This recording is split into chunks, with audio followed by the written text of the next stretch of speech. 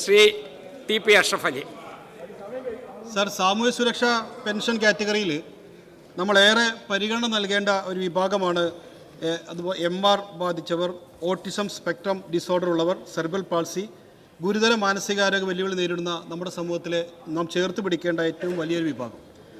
ആ വിഭാഗത്തിൻ്റെ പല വിധത്തിലുള്ള കാരണങ്ങളാൽ പെൻഷൻ അപേക്ഷിക്കുകയും അല്ലെങ്കിൽ അത് പുതുക്കുകയും ചെയ്യേണ്ട സാഹചര്യത്തിൽ തീർച്ചയായിട്ടും മറ്റുള്ളവരുടെ സഹായം ആവശ്യമാണ്.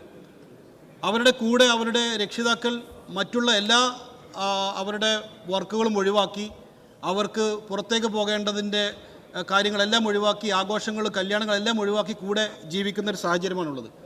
അങ്ങനെയുള്ള കുട്ടികൾക്ക് പോലും അവരുടെ പെൻഷൻ പുതുക്കുന്നതിന് വേണ്ടിയുള്ള ചില നടപടിക്രമങ്ങൾ വളരെയധികം കഠിനമാണ് എന്നുള്ളതാണ് സാർ മനസ്സിലായിട്ടുള്ളത്.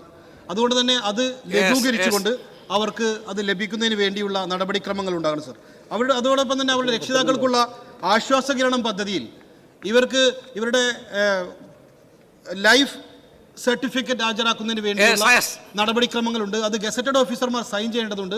ഇങ്ങനെയുള്ള ഒരുപാട് നടപടിക്രമങ്ങൾ നമുക്ക് ലഘൂകരിച്ചുകൊണ്ട് ഇത്തരം ആളുകളെ ചേർത്ത് പിടിക്കാൻ സാധിക്കുമോ എന്നുള്ളതിനെക്കുറിച്ചുള്ള ഗൗരവമായ ഇടപെടൽ ഉണ്ടാകണം. അതിനുവേണ്ടി ഈ സബ്മിഷൻ ബഹുമാനപ്പെട്ട മുഖ്യമന്ത്രി. സർ, സമൂഹത്തിലെ സാമ്പത്തികമായി പിന്നോക്കം നിൽക്കുന്ന അശരണരും നിരാലംബരുമായവർക്ക് ഒരു കൈത്താങ്ങെന്ന നിലയിലാണ് സർക്കാർ സാമൂഹ്യ സുരക്ഷാ പെൻഷനുകൾ അനുവദിക്കുന്നത്. അർഹതപ്പെട്ടവർക്കെല്ലാം സാമൂഹ്യ സുരക്ഷാ പെൻഷൻ ലഭിക്കുന്നുവെന്ന് ഉറപ്പാക്കുന്നതോടൊപ്പം അനർഹർ കൈപ്പറ്റുന്ന സാഹചര്യം ഒഴിവാക്കേണ്ടതുമാണ്. ആയതിൻ്റെ അടിസ്ഥാനത്തിലാണ് സാമൂഹ്യ സുരക്ഷാ പെൻഷൻ അനുവദിക്കുന്നതിനുള്ള പൊതുമാനദണ്ഡങ്ങൾ നിശ്ചയിച്ചിട്ടുള്ളത്.